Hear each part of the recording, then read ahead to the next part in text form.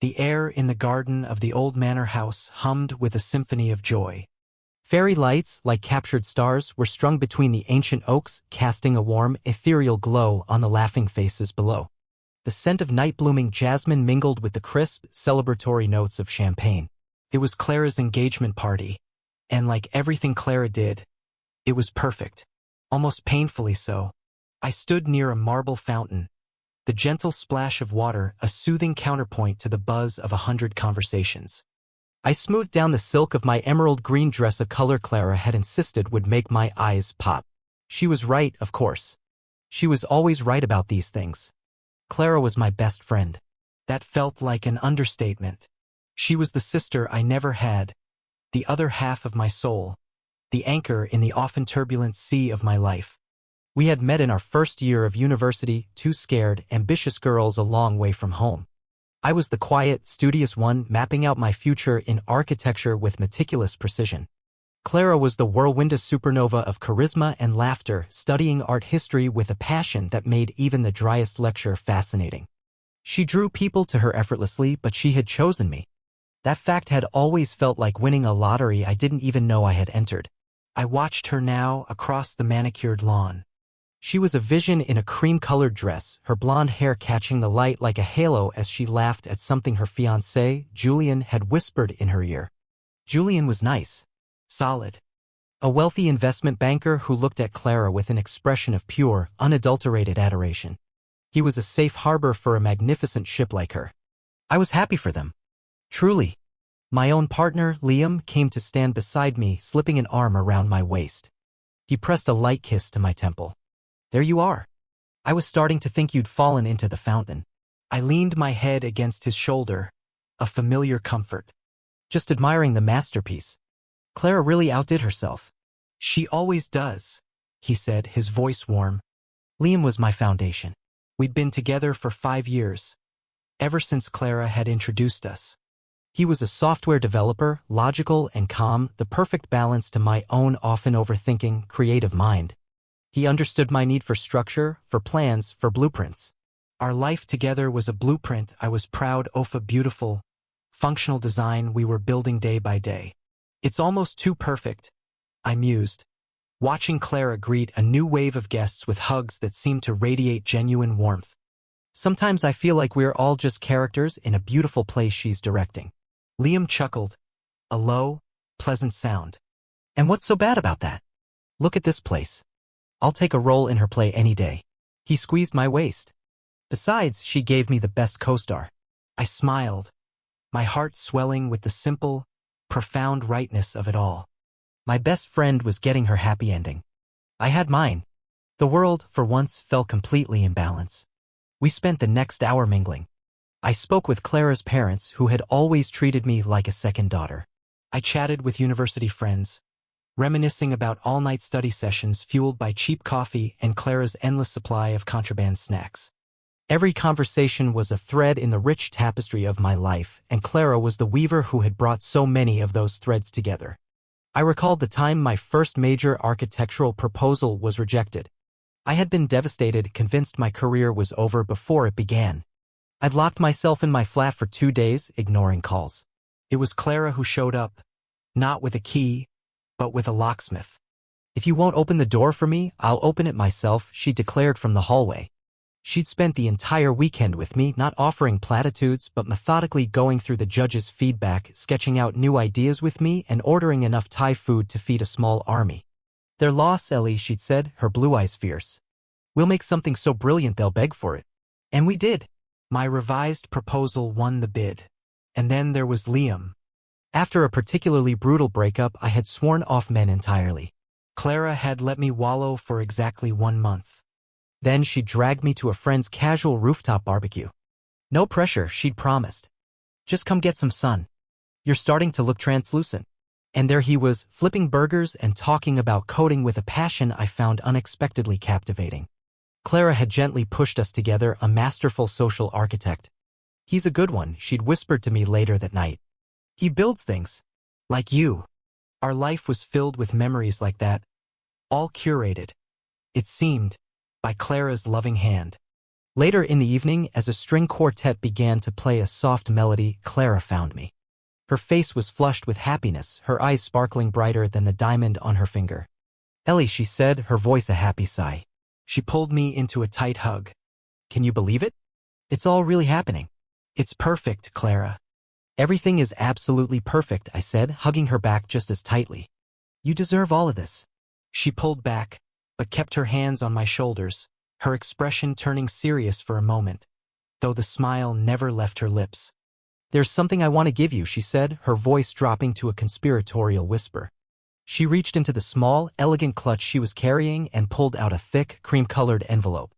My name, Alara, was written on the front in her familiar, beautiful cursive.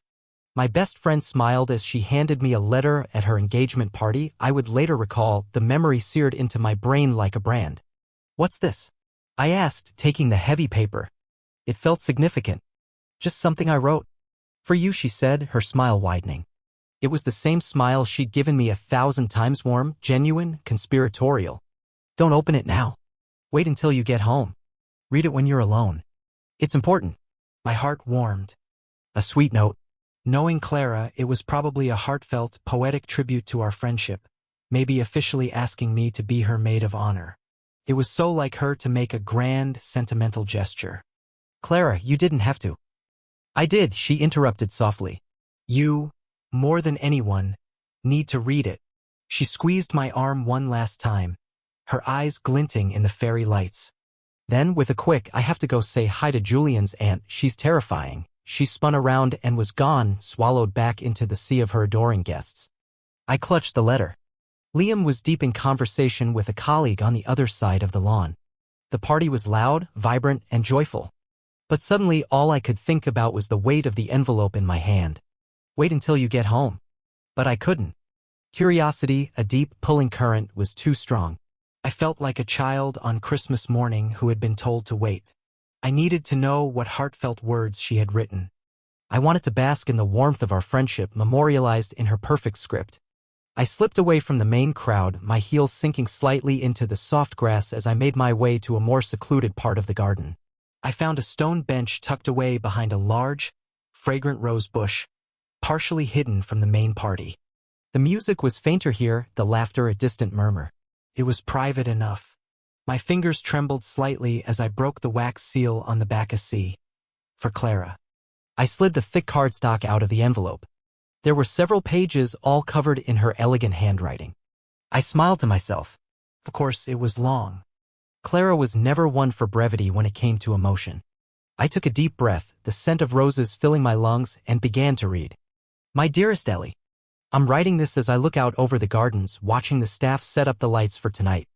It's all so beautiful, isn't it? I've always believed in creating beautiful things. Beautiful moments, beautiful memories. A beautiful story. And our story, yours and mine, has always been my favorite.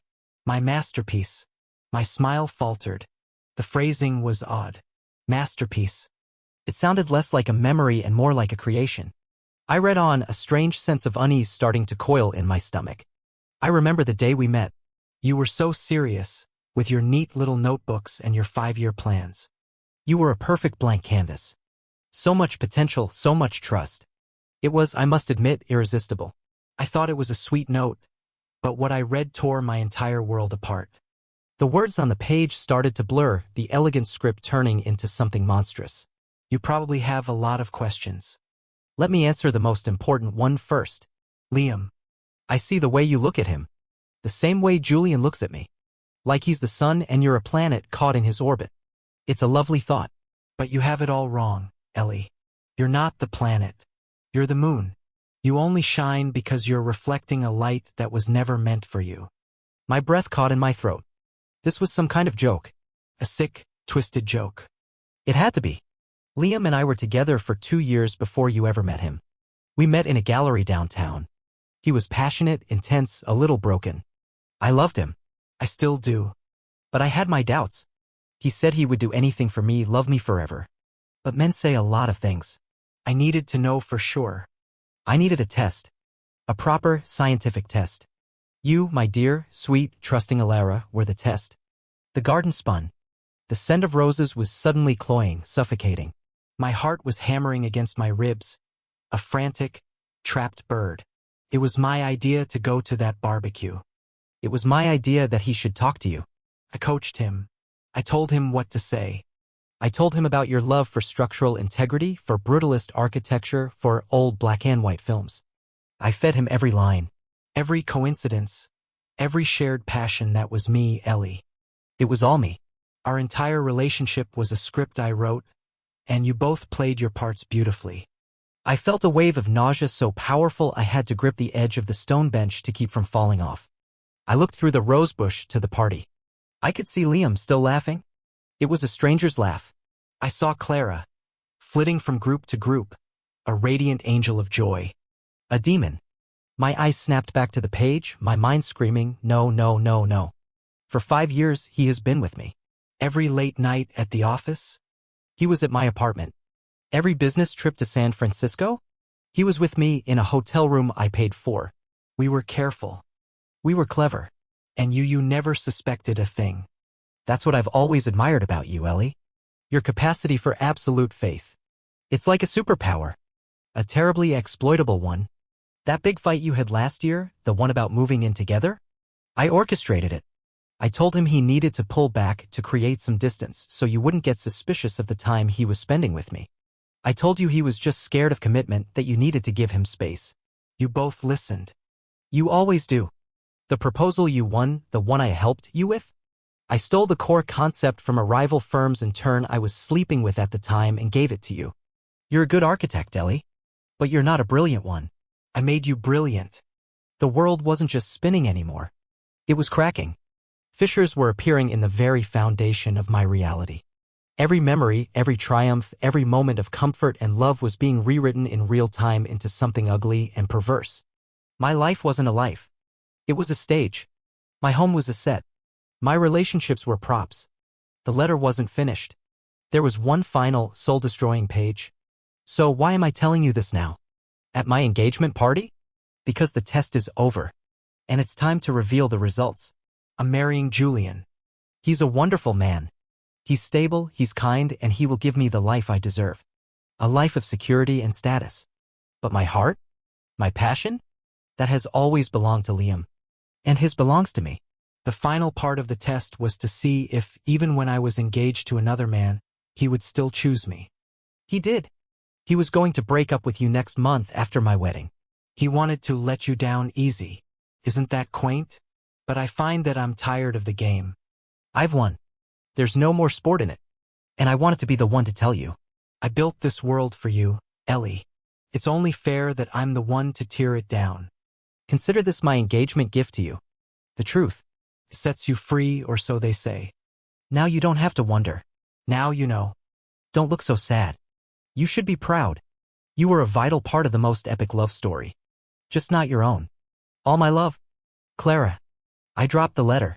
The pages scattered on the damp ground beside the bench. I couldn't breathe. The air was thick, heavy, unbreathable. The sound of the party, the music, the laughter. It was all a distorted, monstrous noise from another universe.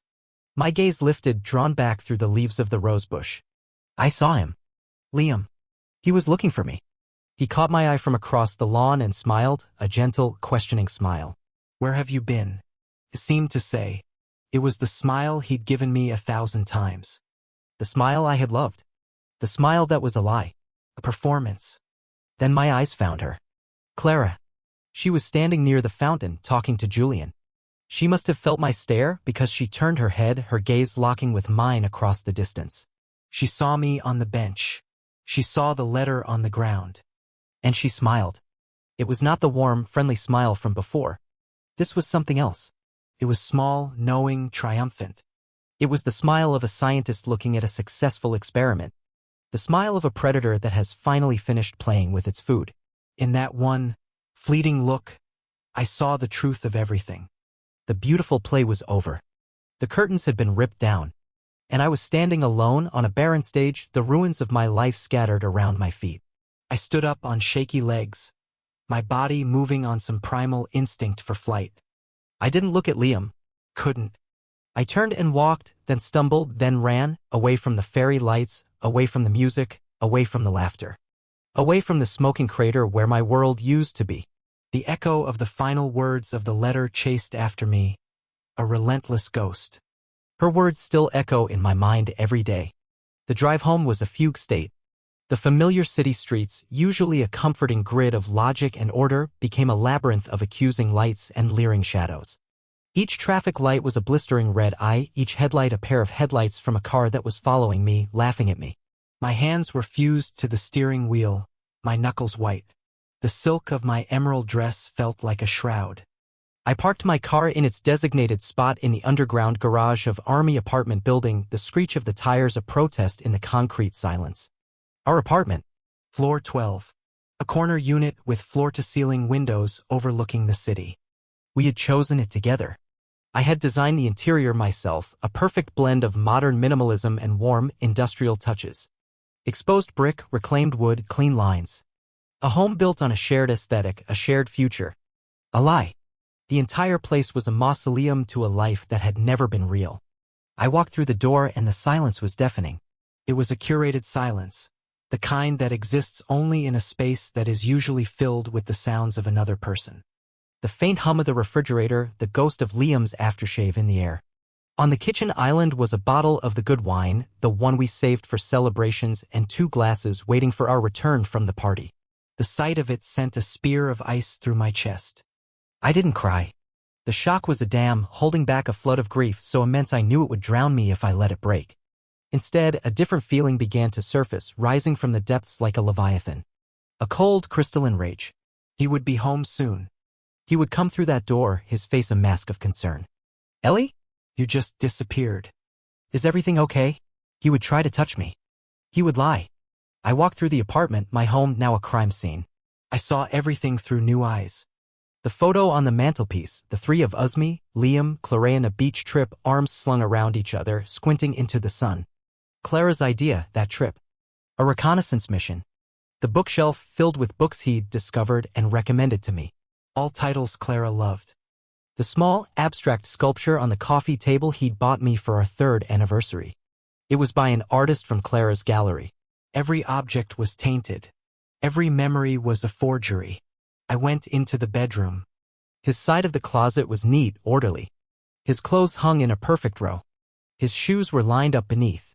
I opened the top drawer of his dresser. Socks, underwear, and tucked in the very back, a small, velvet pouch. I had never seen it before. My fingers, numb and clumsy, fumbled with the drawstring. Inside was not a secret credit card or a burner phone. It was a single, silver locket shaped like a crescent moon. I opened it. On one side was a tiny, professionally shot photo of Clara smiling that same triumphant smile from the party. On the other side, a picture of Liam. And engraved on the inside cover were 2 letters, L and C. The dam broke, not with a flood of tears, but with a crack of thunder. I let out a sound that was not a word, not a scream, but a raw, guttural expression of absolute violation. I threw the locket against the wall where it hit with a pathetic clatter and fell to the floor. I began to move.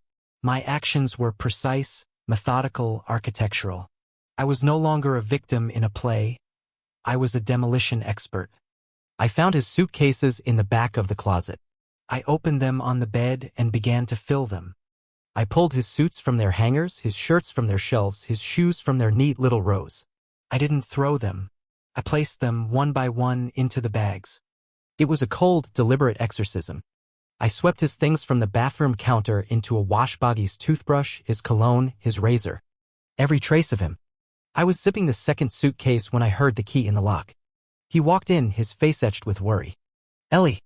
Thank God. I was so worried. Your phone went straight to voicemail. What happened? You just vanished. He started towards me, his arms outstretched for an embrace. I held up a hand and the gesture stopped him dead in his tracks. My expression must have been terrifying. His concern faltered, replaced by confusion. What's going on? He asked, his eyes falling on the packed suitcases on the bed. Where are you going? I'm not going anywhere, I said. My voice was unervingly calm. It didn't sound like my own. You are. What are you talking about? He tried to laugh it off, a nervous, jerky sound. Ellie, what is this? Did I do something? If this is about what I said to your boss. Stop, I said. The word was a blade. Just stop talking. I walked over to the dresser, picked up the silver locket from the floor, and held it out to him on my palm. His face went white. The color drained away, leaving a pasty, slack-jawed mask. He looked from the locket to my eyes, and in that moment, he knew. He knew that I knew. The performance was over. Ellie, I can explain, he stammered, his voice losing all its familiar warmth, becoming thin and reedy. Can you? I asked, my voice still locked in that chilling calm. Can you explain the test? The masterpiece? Can you explain 5 years of my life? He flinched as if I'd slapped him. She told you? That bitch, she wrote you a letter. The indignation in his voice was so galling, so utterly misplaced, that a bubble of hysterical laughter tried to force its way up my throat. He wasn't angry for the deceit. He was angry that their game had been revealed. Get your things and get out, I said. Ellie, please, listen to me, he begged, taking a step forward. It wasn't like that. It started out that way, but then it became real. What I have with you is real. Define real, Liam, I shot back, the rage finally beginning to color my voice. Is real lying to my face every single day? Is real every late night you spent with her? Is real the plan to let me down easy next month?